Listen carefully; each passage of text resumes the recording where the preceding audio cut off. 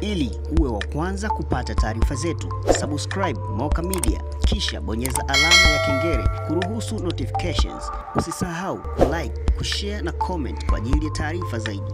Moka Media. Ndugu wanahabari, kwa napenda kutoa taarifa kuhusiana na mafanikio ya kesi za polisi ambazo zilifikishwa mahakamani na kupata mafanikio.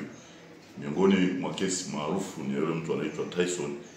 Yeye huyu amehukumiwa kunyongwa hadi kufa baada ya kufanya mauaji ya mwanachuo.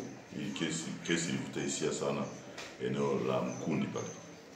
Kwa jeshi la polisi mkoa wa Morogoro, kutokana na juhudi za utendaji wa askari wa jeshi hilo, limefanikiwa kukamatwa na kufikishwa mahakamani kwa washtakiwa Tyson Eliakim pamoja na Elia Jokton Regiment. Wenyewe walihusishwa na kosa la mauaji ya Hajirat Shabani, mwanachuo wa chuo cha St. Joseph kilichopo Kihonda manispaa ya Morogoro. Tukio hilo la mauaji lilitokea Aprili 16 mwaka huu 2025.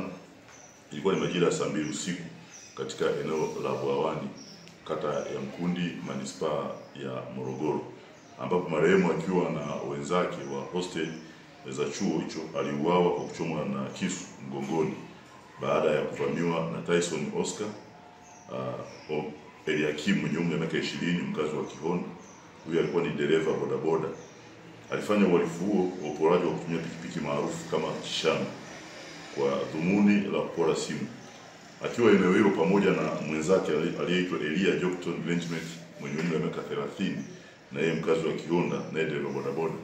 Katika harakati za uporaji, wanafunzi hao waliweza kumdhibiti Tyson na mnyang'anya simu aliyokuwa amekwisha kuipora, na ndipo alipojihami kwa silaha aina ya kisu kwa kumchoma marehemu mgongoni, kisha kumjeruhi wanafunzi Amos Dismas Mlata aliyekuwa pamoja na marehemu. Kwa hiyo baada ya tukio hilo, washtakiwa walikimbia kwa kutumia pikipiki waliokuwa nayo. Ndipo jeshi la polisi kwa umahiri mkubwa likaanza upelelezi na kufanikiwa kuwakamata watuhumiwa hao wakiwa na pikipiki ile ile waliofanyia tukio yenye namba za usajili MC 285 EDX aina ya Hojiwe nyeusi na kuwafikisha mahakamani.